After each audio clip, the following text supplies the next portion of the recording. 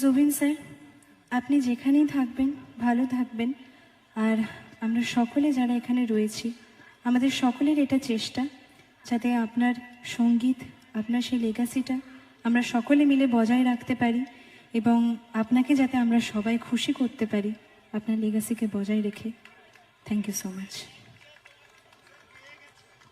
আচ্ছা আচ্ছা, এখানেই স্যার গেয়ে গেছেন অ্যান্ড আমি এখানে দাঁড়িয়ে রয়েছি, ওনার গান গাইলাম। এটা আমার জন্য অনেক বড় একটা ব্যাপার। সকলকে অনেক ধন্যবাদ।